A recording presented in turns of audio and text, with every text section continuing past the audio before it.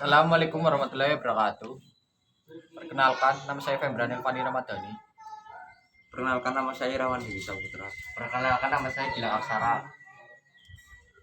Kami mau mempresentasikan kelompok kami. Gas dehydration unit. Ada 3 unit gas dehydration yang sering digunakan, yakni 1. Proses absorpsi dengan zat cair atau glycol gas dehydration. 2. Proses absorpsi dengan zat padat.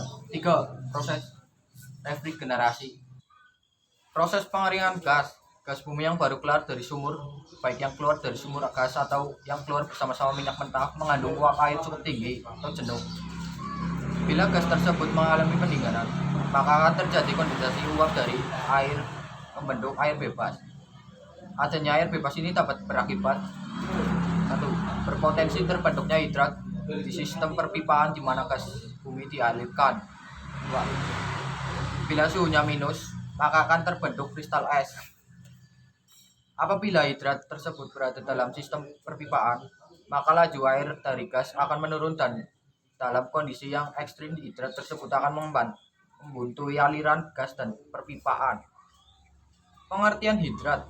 Hidrat adalah suatu kristal yang terbentuk antara molekul-molekul air dengan molekul gas hidrokarbon ringan atau metana, etana, propana, dan butana dalam gas bumi atau gas alam.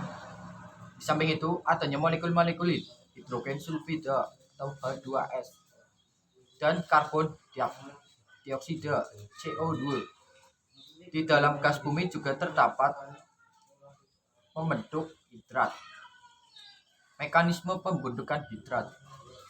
Berikut ini akan dijelaskan bagaimana hidrat dapat terbentuk di dalam sistem perpipaan di mana gas bumi dialirkan. Urutan adalah sebagai berikut. Gas mengalir dalam pipa dan mengalami pendinginan sehingga terbentuk air bebas. Air bebas tersebut ikut mengalir bersama gas. Jika suhu gas lebih rendah dari suhu pembentukan hidrat, maka molekul air tersebut akan bergabung dengan molekul hidrokarbon ringan sehingga terbentuk kristal hidrat. Kristal hidrat akan ikut mengaliri bersama gas. Akan tetapi apabila ada permukaan pipa sebelah dalam tidak rata, maka kristal hidrat akan mengendap di tempat itu. Kristal hidrat akan berkembang dengan cepat dan akan menghambat jalur laju air gas di dalam pipa. Pada kondisi ekstrim, hidrat dapat membuat buntu pipa. Faktor-faktor utama pembentukan hidrat.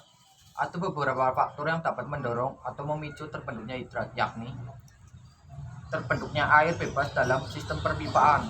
Kadang akan terjadi air bebas dalam perpipaan bila gas bumi mengandung uap air cukup tinggi atau jenuh dan mengalami pendinginan, maka akan terjadi air bebas atau free water. Atau suhu lingkungan di mana pipa gas lewat lebih rendah dari suhu pengembunan air atau water dew point. Pada umumnya, gas bumi yang baru keluar dari perut bumi, kandungan uap airnya tinggi atau dalam kondisi jenuh. Banyaknya kandungan uap air di dalam gas bumi dipengaruhi oleh suhu pengembunan air atau water dew point dan tekanan gas. Suhu pengembunan air water dew point adalah suhu gas di mana pertama kali terjadi pengembunan uap air. Pada saat itu, kandungan uap air di dalam gas bumi maksimum. Contoh kondisi gas bumi yang jenuh dengan uap air. Gas bumi yang baru keluar dari sumur. Gas bumi yang keluar dari separator di mana dari separator tersebut keluar air akibat kondensasi dari gas bumi. Contoh kondisi gas bumi yang jenuh dengan uap air. Gas bumi yang baru keluar dari sumur. Gas bumi yang keluar dari separator di mana dari separator tersebut keluar air akibat kondensasi dari gas bumi. Gas bumi yang keluar dari chiller pendingin evaporator.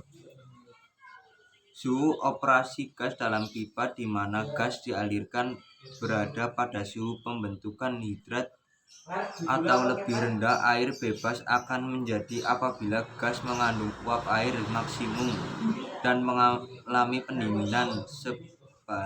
Sebaliknya, apabila suhu lingkungan di mana pipa gas mengalir lebih tinggi dari suhu pembentukan hidrat, maka di dalam pipa tidak akan terbentuk hidrat meskipun pada saat itu ada air bebas di dalam pipa.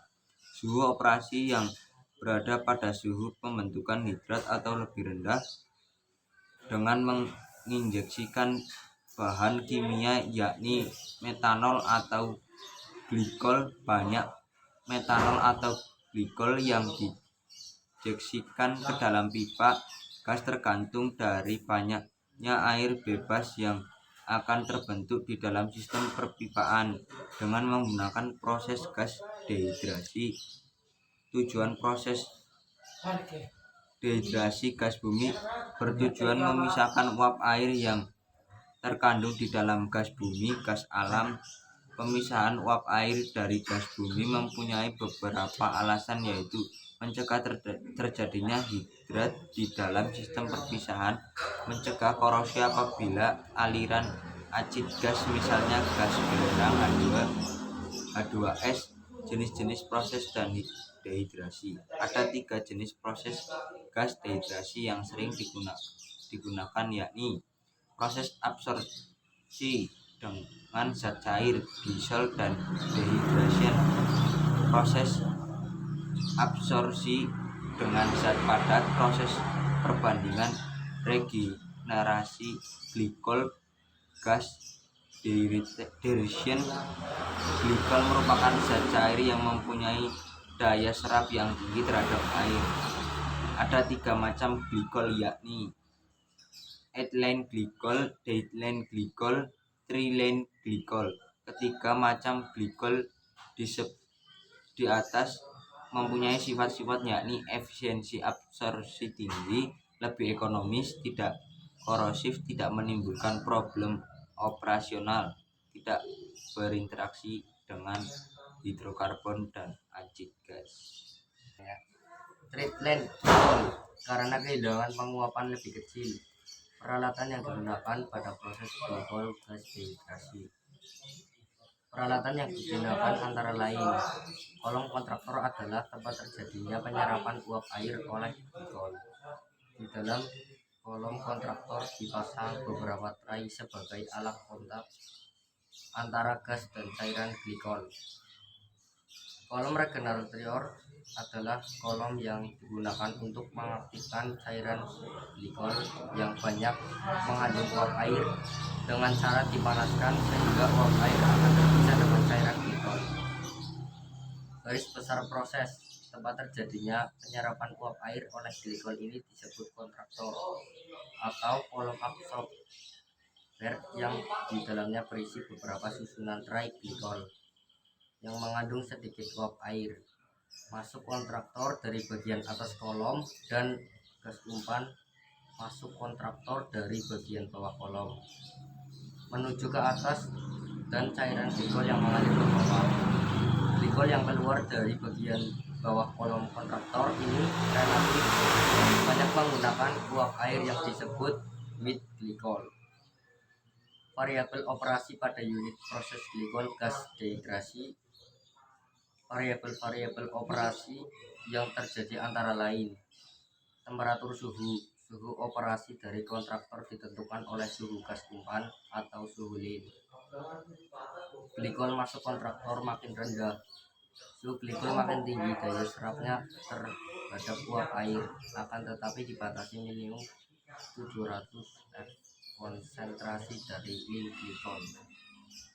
Konsentrasi lin glikol yang digunakan tergantung dari suhu gas umpan masuk kontraktor, makin rendah suhu gas umpan yang masuk kontraktor, konsentrasi lin glisol semakin rendah, dan sebaliknya. Jumlah glikol yang disirkulasikan pada dasarnya dengan menambah jumlah glikol yang disirkulasikan, maka banyak kandungan uap air yang dapat diserap dari gas umpan.